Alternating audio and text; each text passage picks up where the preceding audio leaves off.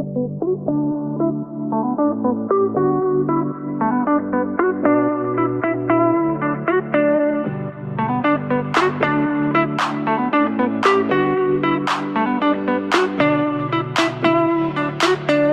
the Road to World Cup 26 podcast, your deep dive into everything FIFA World Cup every single week. Part of the Global Sports Podcast Network.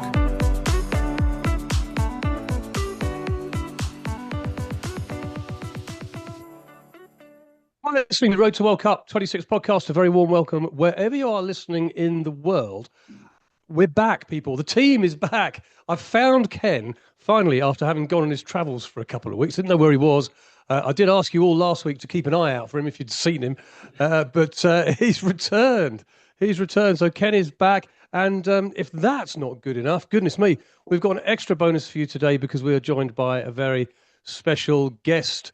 Given the horrendous week Italy have had, we've got somebody to talk about Italian football. But not only that, it's even better than that because Scotland have also had a horrendous week as well. So what have we done? We've only gone and found somebody who's of Scottish and Italian heritage. A very warm welcome to the celebrated journalist, Mr. Raymond Notarangelo. Raymond, first I'll come to you. Hello, mate. Lovely to see you, and a very warm welcome to the podcast. Thank you very much. I will say I am still in mourning, still have the black armband on. Oh, my word. It's still tragic and still trying to come to terms with it, but we can talk about that later, perhaps. It was pretty horrendous. And not only, it's not just the fact they haven't qualified. There's all sorts of other bad things going on in Italy at a moment, which we are going to come to. Ken, great to see you back. How are you, my friend? I'm well. Beard's going well. Not as well as Raymond's, as we pointed out, but it's all is good. All is good in the hood. It's good to be back in the loving arms of Nick Britten on the Road to World Cup podcast. Your beard looks like the inside of a rabbit hutch. You've got to get yourself sorted out. Look at Raymond's perfectly groomed with a beard and moustache. I know. You just look like, well, I was going to say you look like you've just scrambled out of bed, but you probably have. I have. Well, no, I haven't actually. You see, I'm from the plush offices of JC Media actually this afternoon. So I've been in the office since 7:30, where you were still fumbling in your pants. I'm going to move on. I'm not going down that road. It's just not. It's not the right thing to do. It's early. It's Saturday morning, people here in the UK when we're recording this. A very happy Easter for you, those of you who celebrate Easter. Because it's the Easter weekend, yeah, look, we've got lots to talk about. It's got a busy pod today, actually. Lots to go on. We're going to do your usual news, as we do, bring you up to date with things that have been going on in the World Cup this week. And then we are having a focus on Italy, what has gone wrong, what is going wrong, and how on earth they're going to get out of this enormous hole that they've created for themselves. The first World Cup winner ever to fail to qualify for 3 consecutive World Cups. There's an entire generation of children, people, who will never have seen their national team play in a World Cup. Italian children, I should say. Entire generation of players, sadly. An entire generation of Italian players have never played. Yeah, a real shame. Right. We'll of course, this week we saw the final qualifiers, the playoffs and all of that, so we know now, finally, what seems like several centuries after qualification began, we finally know who's going to play in this expanded 48-team World Cup. So we shall just go over that, really, just so we can sort of tick all that off. Before it gets expanded to 64 teams. Yeah. Imagine that. Yeah, Italy still won't get in. Wales, to be honest. Yeah, we're going to touch things. We've got Raymond in, and he is both Scottish and Italian. We'll look at Scotland briefly because they haven't had a good week either. So no wonder Raymond's looking a bit miserable. Mate, you must be kicking your dogs in the Notarangelo household this Teams in blue have not done well, it's fair to say. And then we'll end the podcast, as we always do, with Kenny's quiz. But this week, slightly different, as last week was, because I had to ask you, the audience, to fill in the place of Ken, because he can walk about. This week, I'm pitting our guests against our hosts. So it's Raymond versus Ken for the golden badge of honour of winning. It's the Italy v Wales final that it should have been in qualification. This is true, yes. It is Italy. Whoever wins this, actually, when Iran fall out, actually qualify for the World Cup. There's a lot riding on this, Raymond. Big prize. The tension. You can barely wait. Please don't fast forward to the quiz, exciting as it might have been. Right, let's start with your World Cup news. Speaking of Iran, a bit of a U-turn here. So we've been talking a lot about this over the last few weeks. And we've been kind of looking at what's going to happen, not so much if Iran don't turn up at the World Cup, but when. Because Donald Trump made it pretty clear that he wasn't bothered, in brackets, didn't really want them to come. Iran had said quite unequivocally they are not going to play in the World Cup.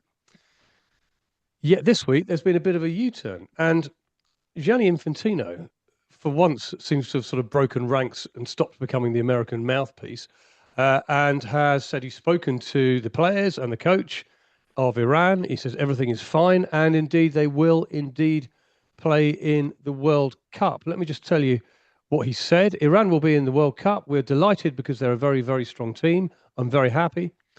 The matches will be played where they are supposed to be, according to the draw. Now, that is, of course, because Iran, who are due to play New Zealand and Belgium in Los Angeles and Egypt in Seattle, had mooted the idea of moving the games out of America into Mexico. The Mexican president, Claudia Sheinbaum, have said that they're very happy to host Iran. But that might still be a thing. That might still happen, actually. Yeah, Ken, let me start with you. Looks like a bit of a U-turn, and Iran will be there after all. Absolutely no chance. Absolutely no chance Iran will play at the World Cup, in my opinion, for two reasons. Firstly, whatever Infantino says, the players and the coach don't have any say in this at all. The choice of whether Iran play in the World Cup comes under Mujtaba Khomeini, Supreme Leader. There's no way that, given the ongoing, and it is ongoing, and it will continue, war in Iran, there's just simply no way that the Iranians are going to let their team go over to America. There's a bit of brinkmanship going on here, by the way, in the sense of USA won't ban Iran. That's pretty obvious. I mean, there's some precedents on that. There was a case a couple of years ago when Indonesia banned or refused to welcome Israel at the Under-20 World Cup. And that meant, FIFA took a very dim view of that, and Indonesia was stopped as being host only weeks before, and it actually ended up being played in Argentina. So USA won't ban Iran, but Iran won't travel. There's just no way Iran's going to travel and play in the World Cup in America. Not with everything that's going on. So my opinion hasn't changed. Whatever Infantino says, whatever the players and the coach say, because obviously they want to play, I just can't see any circumstance where the supreme leader of Iran is going to sanction Iran to go and play in a country they're at war with. Just won't happen. What's your take on this? Because there is an argument to say football is bigger than, well, it's probably not bigger than war, but it is bigger than politics, for sure. And there are lots of very, very positive things that you could take out of Iran competing in a World Cup in America. Are we to believe Infantino? Is there a route through, do you think? Is that for me? That's you, yes, because you are called Raymond. So when I came to mate, you wouldn't have thought you spent an entire career in journalism. I zoned out for a second. No, I thought I blipped for a second. I thought you said Ken. I'm skewing with Ken. I can't. Sorry to inject a bit of seriousness to the pod. Even today's news of the missing airmen in Iran, and if that became a huge PR stunt, and Iran was able to parade this airman, the chances of Iran being welcomed into America, if something like that happened, seems to me to be impossible to go ahead. And obviously, from my side of the camp, I'm going to be flying the flag saying that what should happen is that Italy should get the spot and grasp onto any tiny straw that still exists out there. My mind's going. Do you think even Frank in Italy are just going to turn up anyway and say, "Look, we have a game. Come on." Well, I mean, I'm kind of hoping that Infantino and FIFA do not what's right for football, but what's right for FIFA. And what I mean by that is that Italy coming to the World, Italy needs the World Cup needs Italy. I think America needs Italy in the World Cup. And it's not, you can't underestimate the size and the scale of the Italian community in America, who were basically, and Canada for that matter, who were looking forward so much to having an Italian side playing in America in the World Cup and cheering them on. The economic boost is enormous. These are the sorts of things that Infantino responds to and likes, particularly obviously with his ongoing relationship with Trump. Let's see what happens. Not the way it works. It's not like, right, okay, who's going to come and play in this World Cup? Well, there's quite a few Italians who live in New York, so I'll tell you what, we'll have them. It's kind of nice. You're meant to kind of qualify by playing football and being better than the other teams. Well, here we go. Here's point 2. 10 to 12 teams had less or the same points as Italy, who qualified for the World Cup. So it could be argued that Italy have done the hard work, and it's the various machinations of the draw has gone against them in that regard. I'll tell you what's gone against them. It's their complete inability to show any backbone. That's what's gone against them. And they, after we're going to talk about Italy, so we'll leave it there. Let's come back to that. But they had it in. To be fair, against Bosnia, they were a bit hamstrung by the sending off. But we're going to come to that in just a little bit. But you started that little bit by saying you're grasping at straws. That sounds like the biggest grasp at straws I've ever heard since Mr. Straw grasped at some straws to put them on his straw hat. And indeed, the most disturbing thing about everything you've said is that you agree with Ken. That's never a good. So what's your position on this then, Nick? Because my position is Iran are actually going to compete in the World Cup. My position is football is, or the World Cup is football's showpiece. It is a global competition which can set agendas. It's a competition which can send messages. It's a competition that people, I think, look to for hope and aspiration and inspiration. And it would be fantastic to see Iran compete at the World Cup. All of those things are true, Nick. But are they? Well, it depends if you're a cynical old bugger like you, or whether you believe in hope, and whether you believe in peace, and whether you believe in aspiration. Stop! Don't take that pipe out your mouth. But do you honestly think, with the complexity of what's going on, and Raymond made a great point about the missing airmen and stuff like that. It's just too hot, isn't it? It's just too much going on. It's an active war between two participants. Yeah, I know. I mean, look, yes, I take all of that on board. I'm sincerely hoping, and again, call me naive if you like, but I like to look on the positive side of life, that the war will end in the next few weeks, 2, 3, 4 weeks, in which case it might open the door for Iran to play. I can understand why they wouldn't go. I can understand that. I'm not saying that they must go. I was encouraged by what Infantino said, even if it's PR, even if it's rubbish. I was encouraged by what he said, and I would like to think that Iran will play. Well, yeah, it's nice. That shut you two up, hasn't it? Now that I've made a coaching we just can't believe what you just said, to be honest. Yeah. Right, other bit of the news this week, World Cup ticket prices. Now, this has been an ongoing saga since the prices were released, and everybody went, that's so ridiculous. Because as we all know, and the only person who doesn't think this is ridiculous, by the way, in the entire planet is Ken. But because he's all into American sports and he thinks, we should be paying £6,000 to go and watch a game of football between Bolivia and Iraq. No, we're not. That was the playoff. Iraq versus whoever they are playing. And this week, the next batch of tickets was released, and the most expensive ticket to the World Cup final now sits at $10,990. The most expensive or the least expensive? No, the most expensive. Okay. Not the least expensive. Honestly, Raymond, can you come and do this podcast with me next week? I give up. Now, the interesting thing about this is that when the first batch of tickets were released, the most expensive tickets were $8,680. So they've gone up $2,000. And this is because FIFA have instigated dynamic pricing for the first time at the World Cup. And dynamic pricing means, of course, that the ticket prices respond to demand. And when there is much demand, prices go up. And when there's no demand, prices go down. Obviously, there is demand for the World Cup final. That goes without saying. And therefore, tickets have gone through the roof. Ken, I'm going to come to you in a minute. But Raymond, I'm going to start with you. $10,990 for the ticket for the World Cup final. Discuss.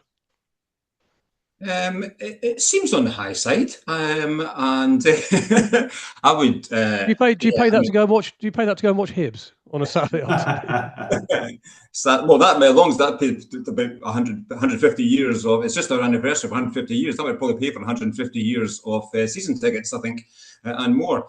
No, it's outrageous. I mean, there's a lot of negative things happening about this World Cup, and things like this ticket price is not doing anything to make that feel-good factor get any cheerier or any rosier, I'm afraid. But it's the World Cup final. It's a superb showpiece. The world will be watching again, and there will be people paying those prices regardless. It's a fact of life. It's economics. Yeah, I mean, price is worth saying. We always focus on the high price, on the most expensive. But if you look at Category 2 and Category 3 tickets, they've also gone up by the same kind of scale. So Category 2 tickets are now $7,380, up from $5,575 in December. Category 3 tickets were $4,185 and now $5,785. So all tickets are going up through the roof. Ken, I don't suppose this will surprise you, will it? Well, it doesn't surprise me because it's America, and where capitalism is red in tooth and claw, isn't it? And it's the Super Bowl, and prices for tickets, the best tickets in the Super Bowl, are astronomical. What's interesting for me is whether this literally is limitless, in the sense of is there a ceiling that these things can hit and they go no further, or are we looking at a speculative bubble for the most expensive World Cup final tickets, which could take it to $100,000? Or is there a ceiling someone's put somewhere? I'm not aware of one.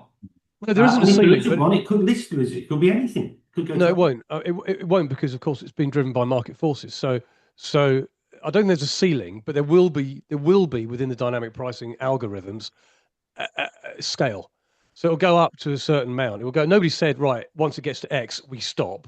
It will just go up incredibly. But I mean, there aren't that many tickets available at that price, which makes it worse. Remember back to your economics at school, supply and demand. If supply is really curtailed and demand is intense, there's no limit to where this can go until demand meets supply, and we get an equilibrium. That equilibrium price might be much, much higher than where we are now. No, but I think before you get there, the tickets would have sold out. So I think what you're looking at, I mean, to actually take your argument, that argument might be very, very pertinent for the second-hand market. That's where that argument comes in. I don't think it'll come in in the official sales, because before it gets to that sort of level, they'll just sell out. Yeah, they'll sell out pretty quickly. There's going to be an incredibly active second-hand market. I mean, this has become a speculative bubble, really. And if you buy a ticket at $5,000, you could very easily see yourself on a 400% uplift in a matter of months. It's really interesting. One of the things two points I want to make on it is, does this represent the future? I.e., is what we're seeing in the States just a United States thing because of the Super Bowl, and they pay a lot of money for tickets in the United States, and then when it goes to Morocco and when it goes to Spain and Portugal, is it back to normal? The normal? I hope it is, because I don't want to see this as being the future. Yeah. My sense is, I mean, look, bear in mind that when the World Cup was in Qatar last time round in 2022, the most expensive ticket was $1,600 for the final. $1,600 for the final. Okay. I think two things will happen. I think FIFA will push to keep dynamic pricing as a model, but I think the ticket prices they'll start at a lot lower level. So yeah, I think I don't think I'd be surprised if they've introduced dynamic pricing for this World Cup, that they're just going to do it for this World Cup, having seen the effect, having seen the money that can be made. Yeah, I think we're actually looking at a bit of a step change in this, because if you introduce dynamic pricing, it doesn't matter where you start, it's where you finish. And the second-hand market is actually where you finish. And if that's kind of deregulated, and one of the things we've seen here is a deregulation of ticket sales, right? This will change everything for the future, which is a pity, because obviously it takes it out of the hands of your normal everyday fan. But I think we've opened the Pandora's box here, And I think we're never going to go back to where it should be and should never have changed from. But I think we're going to be in that situation. The other thing I'd be interested in is how many of these tickets are being bought by orchestrated commercial sites for resale. Well, loads. I get the impression there's a lot of that going on. So, that's an imperfection in the market as well. I mean, essentially, what's happened is that the whole ticket situation has been taken out of the hands of fans rather, and essentially, a commercial market made of it, and it's not a pretty thing to see, I'm afraid, for football. No, but I think that's the way football's been going generally, isn't it? Over the last few years, if you look at European competitions and look at the amount of tickets actually given to each club who gets to the final, when set against the actual capacity of the stadium, is minuscule, really. But no, I'd agree. It's pity, but I think the Pandora's box has been opened, and it's going to be goodbye to all that we knew. Okay, well, we'll keep an eye on it, and Ken will be hoping to see the first $100,000 ticket for the World Cup final, I am sure. Right, that's your World Cup news this week. We're going to move on to focus on Italy after a horrendous week for Italian football. Before we do that, Ken, a word from our sponsor, if you would. Yeah, the World Cup, Road to World Cup podcast 26 is sponsored by Bionic, and Bionic are a very unique organisation because what they do is if they provide supplements which are tailor-made for your individual body. And as everybody knows on this podcast, Nick's got a particularly individual body. So then specifically, if Nick needs certain supplements or certain additions to his diet that he doesn't get normally, or maybe he's taking things that actually give him too many of the things he doesn't need, well, there's a simple answer. That simple answer is Bionic. Bionic provide individually tailor-made supplements for your individual needs. So if you want to know any more, while you're laughing it, go on to the website, look at the show notes, and follow the link, and you'll get 40% off your first order. I think I winged that pretty well. That's not bad. My notes so with just me, let you know, and Nick's just taking a piss. I don't understand. Just to let you know, Ken always does the adverts. He's turned up today without the advert. And I said, shall I do it? He says, no, it's my job. And so I presumed he had it in front of him, but it turns out that he hasn't, and he's just made up as much as he can. So, yeah, he's nearly right. That wasn't too bad. It wasn't too bad. Bionic, remember, provide 100% tailor-made supplements. You missed that. Oh, I am sorry. I'm sorry I missed out the 100%. Yeah, specifically. Yeah, okay, fine. So Bionic provide 100% tailor-made supplements. Nick, Imagine that. They're getting 2 adverts now. Specifically, well, that's because the first one was so bad. Specifically designed for your body, not just everybody. Crafted to deliver precisely what your individual body needs. And I'm going to uplift Ken's offer, because if you click on the link below in the show notes, you get 50% off your first order, not 40%, 50%. They would have found that out anyway when they clicked on the link, wouldn't they? And Ken? And they would have, in fact, they would have gone on there and said, bloody hell, what a bargain. I'll have 12. Your body will be pleased you did. Yeah, well, yeah. Can I ask, do they sell them in Italy? They sell them all over the world, my friend. You'll be, yeah. Very good. Right. At this moment, I was expecting Ken also to play the sting, which he hasn't. So let's move on, shall we? Honestly.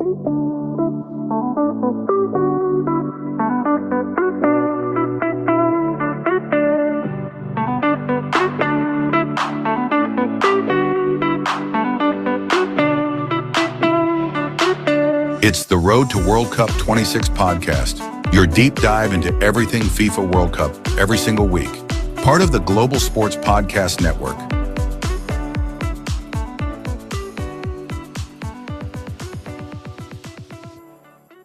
You're listening to Road to World Cup 26 podcast. Do get in touch with us. We always like to hear from you. Drop us an email at Road to World Cup 26 podcast at gmail.com. We always like to see what you're thinking.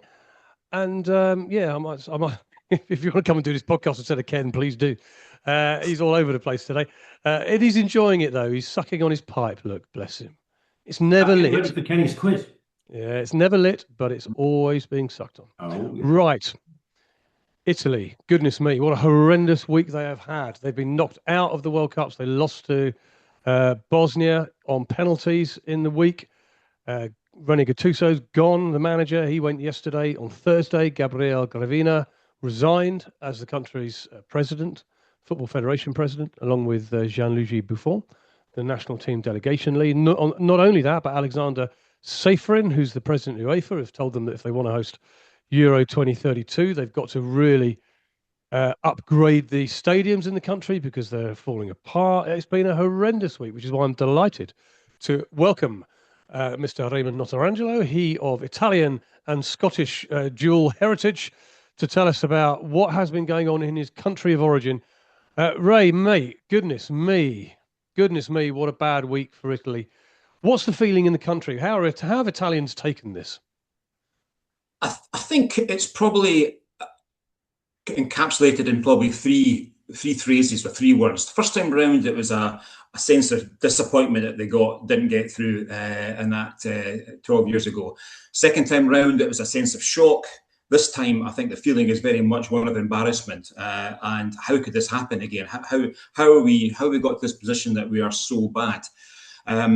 Now, why is that? Again, there's probably a few pointers there that maybe this isn't such a great surprise anymore. I mean, look at the Champions League. Napoli won Serie A last season. They finished 30th in the Champions League.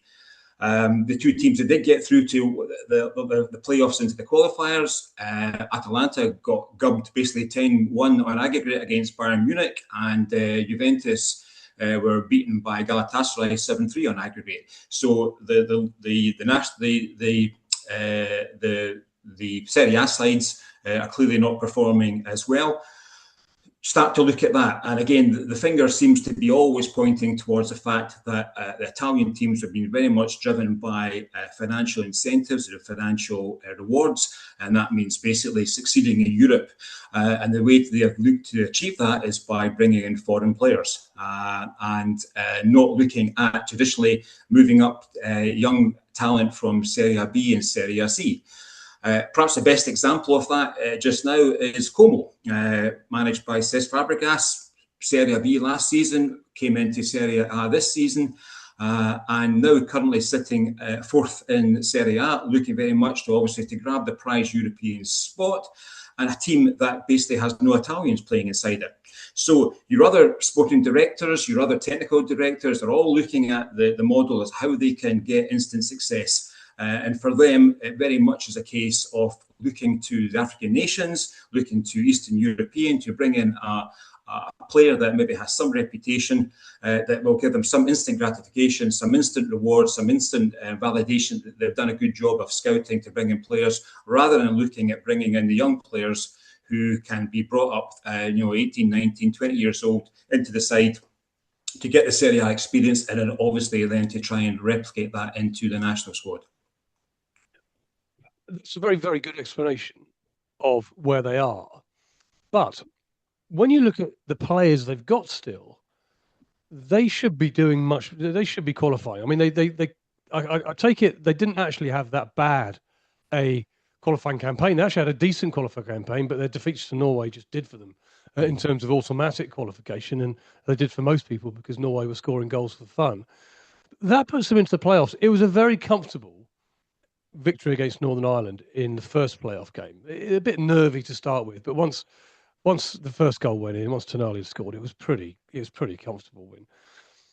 Bosnia somehow beat Wales, and having watched that game, I don't understand. I mean, that was a classic case for Wales of snatching defeat out of the jaws of victory, because they dominated the game. They were 1-0 up until the 86th minute when 40-year-old Edin Dzeko scored. Wales then dominated extra time, didn't get the goal, and Bosnia won on penalties. But you think they're not very good. And although they have home advantage and the pitch was shocking and it was freezing cold, Italy have got players they've got the better players. They've got a better team, they've got a better players. And they've got some world-class talent in that team. But there's something psychologically, I thought, during that game. And they they lost Bastoni on 41 minutes to a red card. That changes the outlook of the game, no doubt about it. There's no doubt that had a major effect. They were winning at that stage. They're 1-0 up after Keane put them ahead on 15 minutes. But there's something about the lack of resilience and the mental capabilities of that team which couldn't get them over the line. And I wonder, is there a kind of that sort of psychological failure running through Italian national football, because that's 3 World Cups now in a row that they failed to qualify for. I mean, there was definitely nervousness in that Bosnian game, and it magnified after Bastoni got sent off. I mean, there's an interesting way of looking at this, and you wonder what could have happened if the locations of the playoffs had been reversed, and say that Italy had played Northern Ireland in Northern Ireland, and then Italy would played Bosnia in a packed San Siro, a packed Maradona in Napoli. These tiny margins, these things would have made a massive, significant difference in that regard, with the crowd behind them. And there's no doubt about it that Italy played better against Northern Ireland than against Bosnia. Bosnia played a great game. I mean, they were very attack minded. They were very focused. They had a lot of young players playing for them as well, and it was a frenzied atmosphere. Nervousness. I mean, there's no doubt about it that must have come through, and the shock and the horror of the players at the end of the game when they know they'd lost and realizing what was going to come their way was palpable. It's hard to sort of you're right. There are some very good players in that Italian side. You start with Donnarumma. Donnarumma is probably going to save you as many games as you're going to win in the way he plays. Tonali had a very good game considering what he had there. But a bit like Scotland that we may talk about later, they have a very poor forward line. The days of the talent up front, your Del Pieros, your Baggios, your Tottis, they just don't have that star striker that is going to sort of put balls away. Keane did very well, and again, we're talking about fine margins. There are 3 gilt-edged opportunities in that second half. The most obviously being the Keane one. That if that had gone in, we wouldn't be having this conversation today, and Italy would be in a very happy place about it. But it really is hard to describe the sense of loss that this has created in Italy. And even our small village in Italy, when Italy play in the World Cup, everyone comes together. Everyone puts flags outside their windows and top of their roof. It's a real kind of galvanization of the whole kind of country behind the team. So for Italy to go out in this way again, it's lowered the mood to such a low level that it seems very hard to go forward.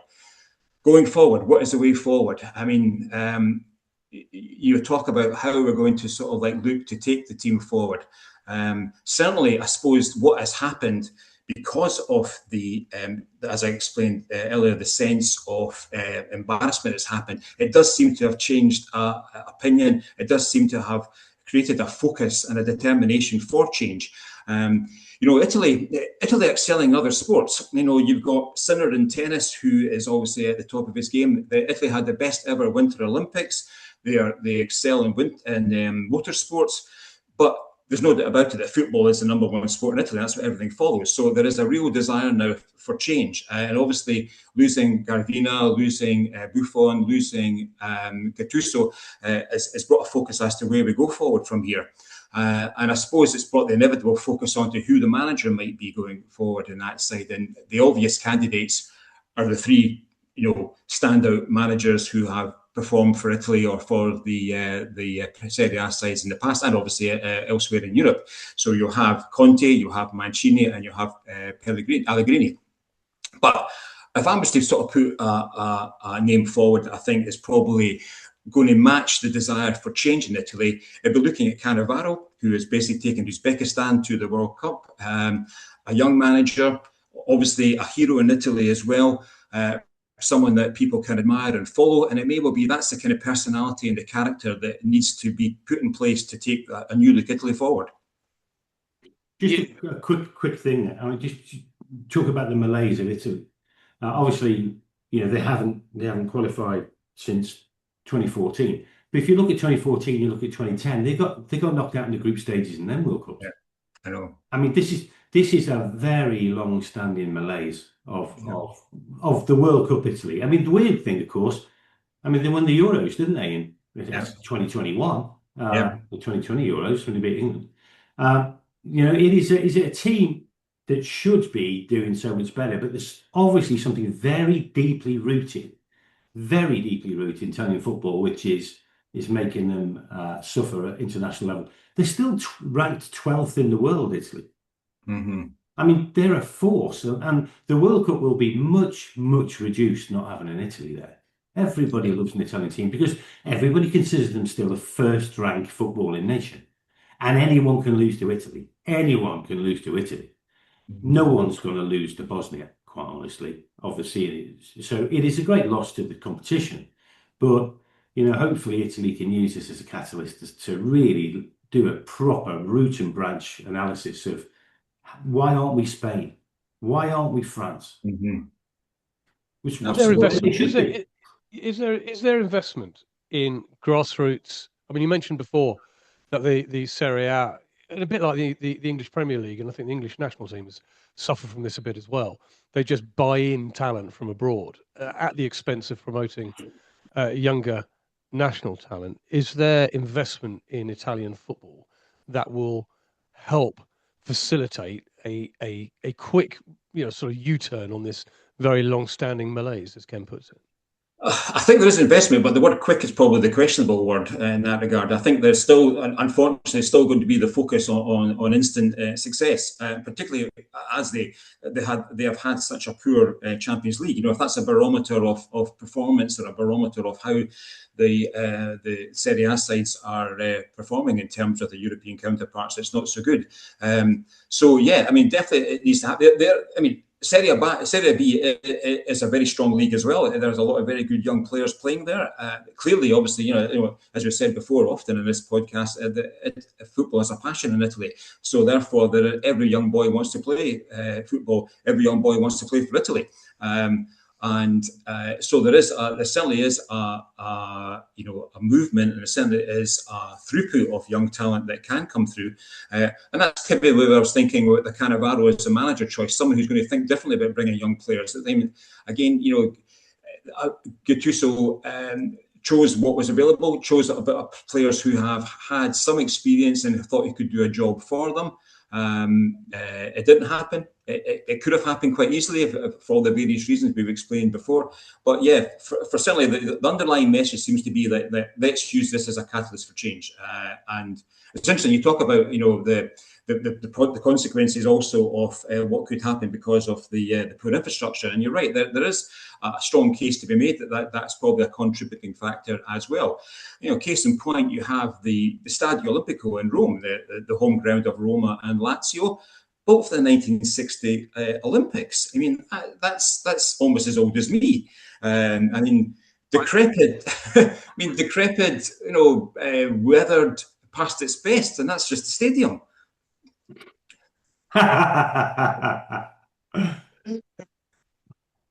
Mate, even though you're decrepit and well past your best, you could probably still get a game for Italy at the moment. So we'll keep an eye on this. They might want to go down the route that Germany went through a few years ago, where they were not in a dissimilar position, and they just said, right, we're going to put a 10-year plan in. We're going to do the youth, and it worked for them. That's what it needs. That's what it needs. Maybe that's the right answer. There is, I should say, I haven't actually read it, but apparently Roberto Baggio put together a 900-page dossier on the changes that could be made. I didn't have a chance to read that. 900 pages. Yeah, it was in a very big font, though. It was in Arial 72. I don't think so. I think if it's only 900 pages to underline the changes that Italy needs to make, it's probably in a very small font. Right. Okay. Thanks for that. Very interesting insight there, Raymond. Thanks, mate. We're going to come back to you in just a moment when we have a quick look at Scotland. Similarly miserable times at the moment, it seems. But let's have a look, because of course this week we did have the final playoff qualifiers. We finally know, hurrah!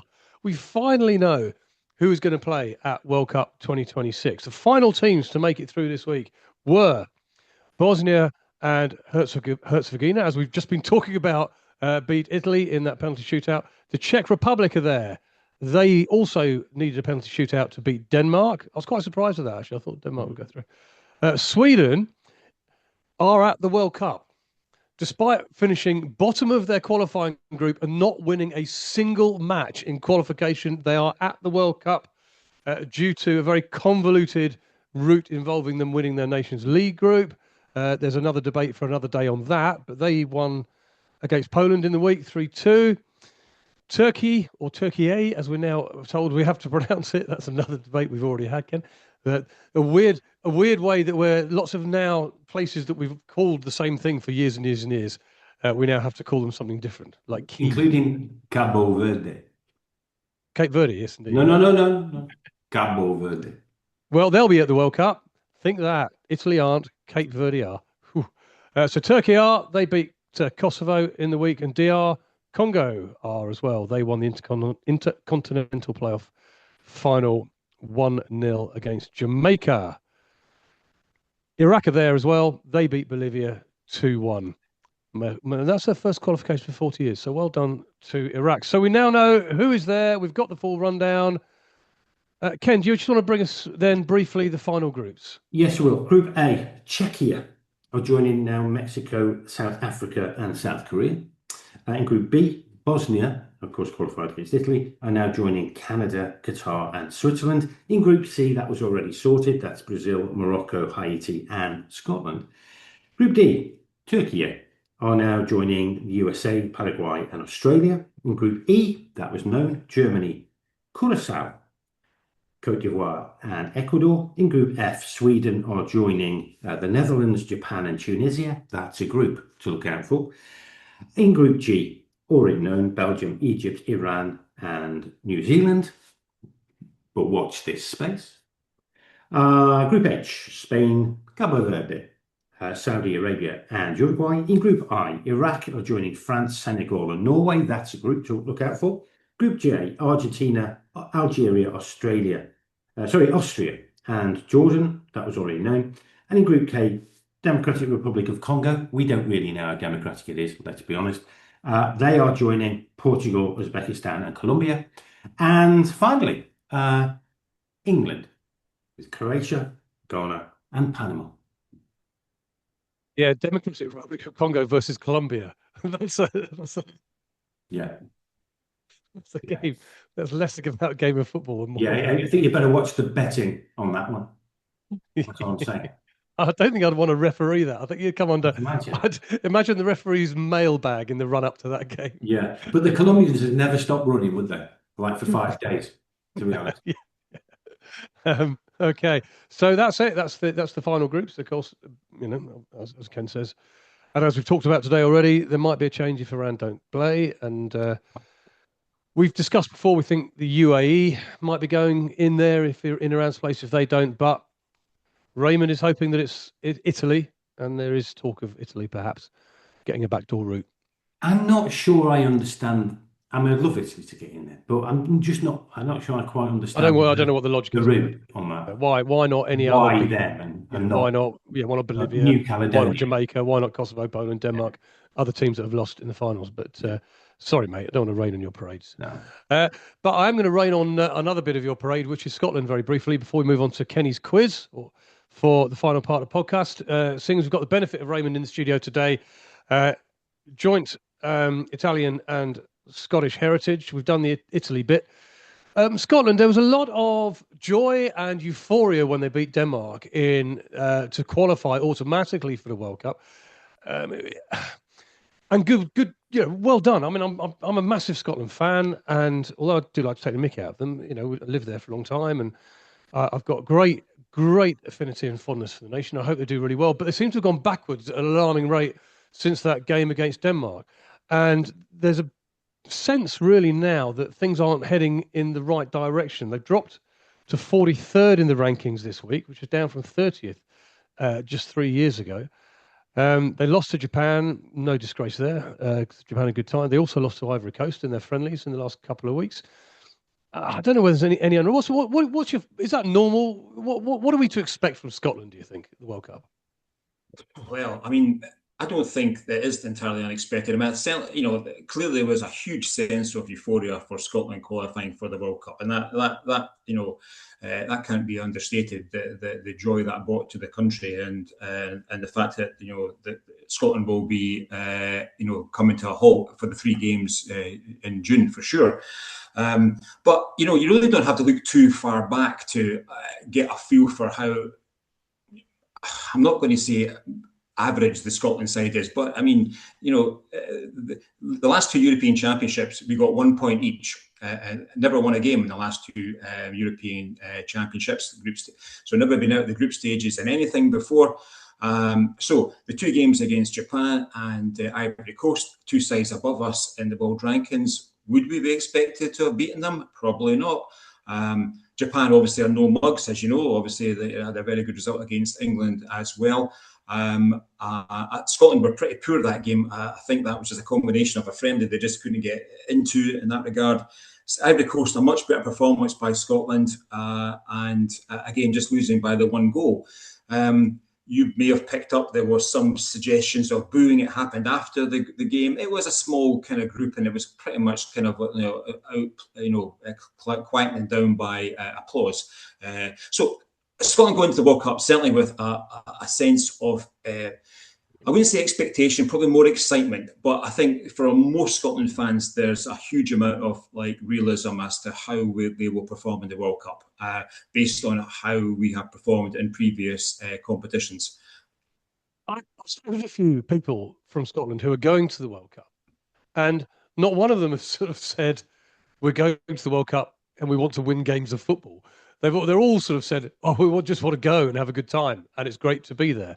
And I get that, but you can't just go to World Cups with the attitude of, well, it doesn't really matter whether we win or lose. We think, for your benefit here, in previous World Cups here, by the way, sorry, in previous podcasts, Ken and I both agree that Scotland will qualify. We think they'll beat Haiti. Their qualification kind of rests on the Haiti. There's one game that matters now. Yeah. And if they put a few past Haiti, given the number of third-place teams that are qualifying in this expanded version of the World Cup, it's going to come down to goal difference. And there are a couple of groups whereby there's a bit of a whipping team, and I think Scotland's group is one of them, and Haiti are the whipping team in it. Scotland aren't the whipping team in it. I should just add for clarity. And if you can beat Haiti sort of 3 or 4-0, and I know by saying this it's going to end in a 1-1 draw, that'll give you a great chance qualifying, even if you don't get anything out of Morocco or Brazil. My biggest concern about that is that that's Scotland's first game, and Scotland's, look back to getting thumped 5-1 by Germany in the last championships, when there was a huge expectation that Scotland were going to perform against Germany.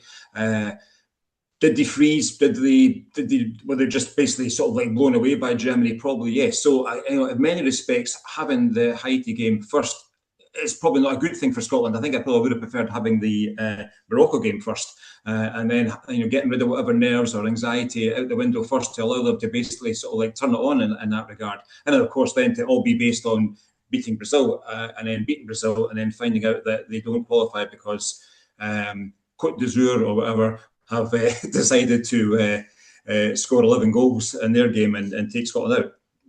The one thing to add to that, Nick, is Morocco. We always had Morocco down as a really strong team. Obviously, I think they've now been officially awarded the African. They were awarded the African Cup of Nations. Whilst you're away, cover that on last week's pod that you weren't at, Ken. Yeah, but Morocco are not the team that they were, because they've lost their manager and they've just put someone else in there who isn't really particularly well qualified.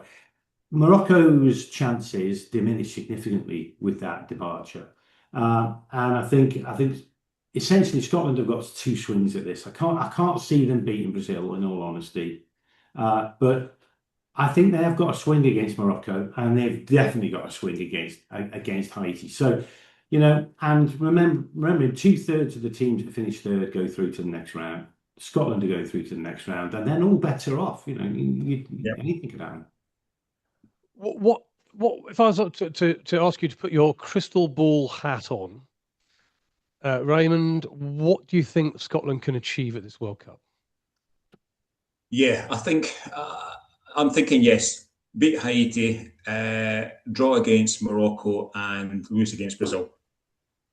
Okay, and that would take them through to the knockout rounds. Yeah, round of 32. Round of 32. After that, I mean, we've seen things happen before with unfancied teams who have just suddenly turned it on, and could Scotland follow the likes of Croatia and get into semi-finals in that way? No. I think no. As we said before, Scotland's biggest problem is the strike force, and I don't see anything changing that in the sort of like the weeks going forward just now. Your new guy Conway, the new guy Conway and Hurst, who basically came into the contention in the games midweek there, didn't do a bad job at all, and obviously may well played themselves into the squad. Shanklin's been injured for a while. Maybe that's a good thing because obviously he's going to be fresh. But he's not one of Steve Clarke's biggest supporters. Steve Clarke does like his favourite few in that regard, with obviously focusing on Dykes and Shea Adams. So, but that's just absolute crackers because Lawrence Shanklin's a really good player. He's a better player than Lyndon Dykes is. He's a goal scorer. He's a goal scorer. Yeah, whereas Lyndon Dykes isn't really. I agree. I mean, Dykes is your target man who will obviously be up there to disrupt and disturb.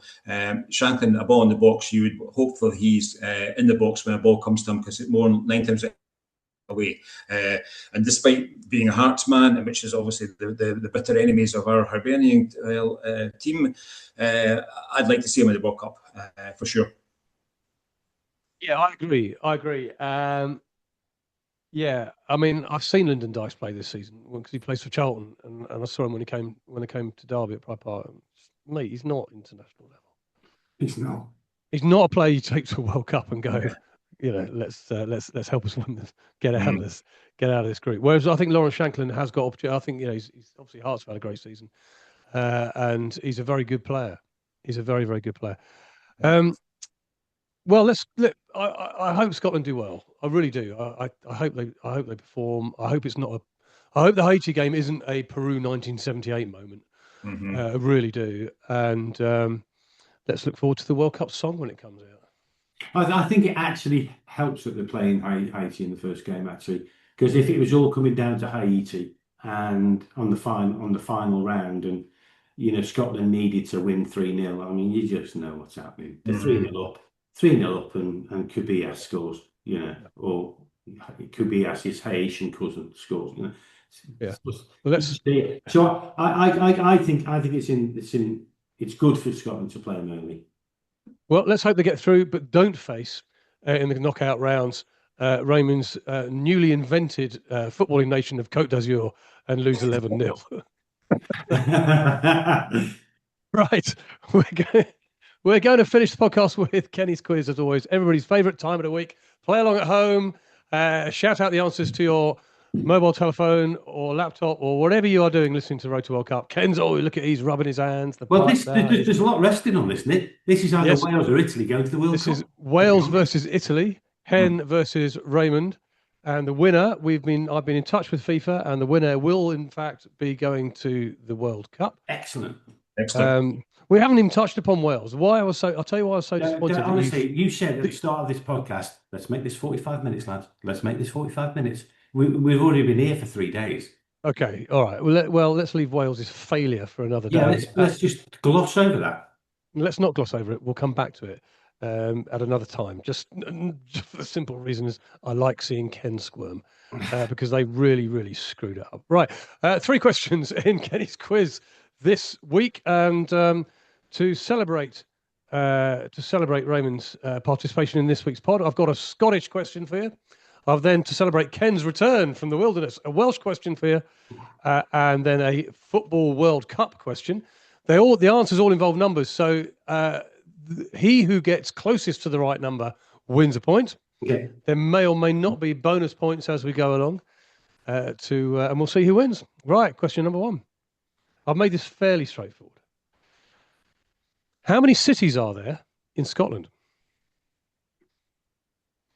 How many cities are there in Scotland? I'm going to come to. I want you to write this answer down so that you don't cheat. Do I have to show you the number? It's a bit like Countdown. Yeah, you have to show me your workings. Okay. If it's a draw. How many cities are there in Scotland? Raymond, I'll come to you first. No, actually, no, Ken. I'll come to you first. How many cities are there in Scotland? 16. 16. Raymond, how many cities are there in Scotland? 8. The correct answer. Cities. Cities, yes, cities. City 8, yes. Okay, all right. Well, the answer to that question, how many cities there are in Scotland, is 8. Congratulations. Oh, that's me. I'm so pleased you got that, and I'm so pleased you beat Ken. They are Edinburgh. In fact, Ray, Raymond, you can name these. Go on, name the Scottish, and I might give you an extra point if you can name them all. Oh gosh, right. Okay, so Edinburgh, Glasgow, Aberdeen, Dundee, Inverness, Perth, Stirling. One more. Dunfermline. Yeah, correct. Well done, mate. Well done. Dunfermline was the last one. They got city status in 2022 as part of the Queen's Jubilee. So well done. 1-0. 1-0 to Mr. Raimondo. Congratulations. Very good. But we move on to a Welsh question. So an outstanding chance for Ken. But also, pressure being on, if Raymond wins this, gets this question right, Italy are going to the World Cup. Yeah, correct. Right. I really wanted to ask the question, by the way. This isn't the question, but I really wanted to ask the question, which mythical creature is featured on the Welsh national flag? Just so I can provide the answer, a World Cup footballer. yeah. But I won't. So nearest to the buzzer wins again. Approximately how many castles have been recorded in Wales? Approximately how many castles have been recorded in Wales? Okay. Is it me first or is it Ray first? No, I'm going to come to Raymond first on this one. I would say 2. Okay. And I would say 12. 12. Right, okay. Well, to be fair, that's not much better, is it? I don't know what the answer is, Nick. The answer is 641. Hey! Equalises. God, I don't feel you deserve a point out of that. I don't understand. The rules is the rules, mate. I don't make the rules. You do. You claim. Ken, that feels almost like an own goal. It does. You claim, Ken, to be from Wales. You should know roughly. There's loads of. Even I would have known that. I wouldn't have known 641, but I would have known there was more than 12, and certainly more than 2. All I needed to do is say a number more than 2, didn't I? Yeah, that's true. Yeah, you could have said 3 to win it. Yeah. Good point. So it's all to play for. Oh God! In the final World Cup question of the week, which is this: 1 each is the score. Although Raymond is kind of, I might give him a bonus point for getting all the Scottish cities right. I'll decide that at the end of this quiz. Okay. Question 3. Kylian Mbappe won the Golden Boot at the 2022 World Cup in Qatar. How many goals did he score? Kylian Mbappe won the Golden Boot 2022 World Cup in Qatar. How many goals did he score? Ken, how many goals did Kylian Mbappe score? 7. Raymond, how many goals did Kylian Mbappe score? 6. Raymond, how many goals? No. How many goals did Kylian Mbappe score at the World Cup in 2022? 8. Okay, so Ken, that's outrageous. That's outrageous. I feel like Senegal and against Morocco. No, you haven't had the answer yet. How many goals did Kylian Mbappe score? Slightly higher than 7.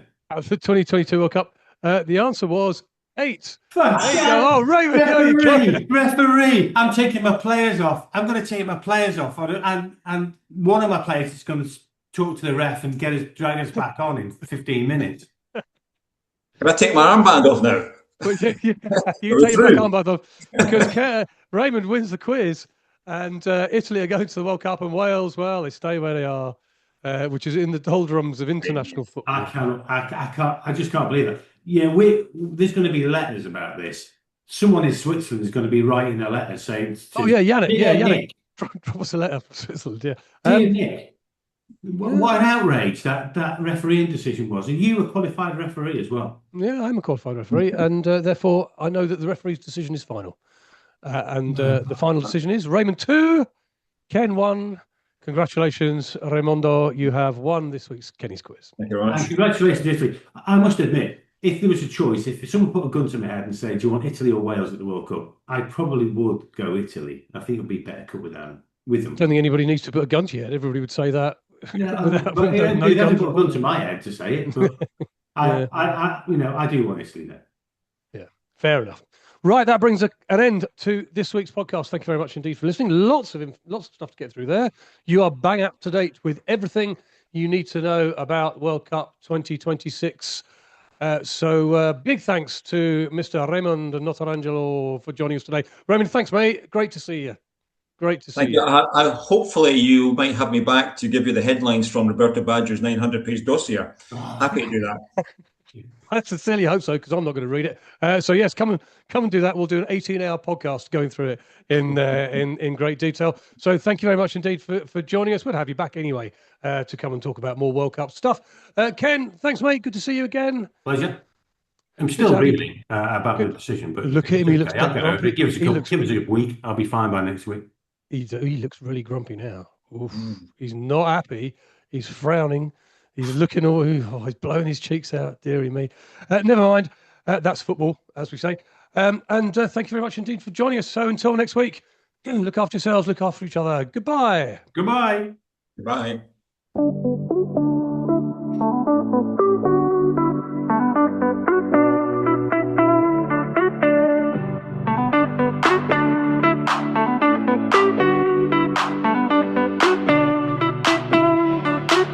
It's the Road to World Cup 26 podcast, your deep dive into everything FIFA World Cup every single week. Part of the Global Sports Podcast Network.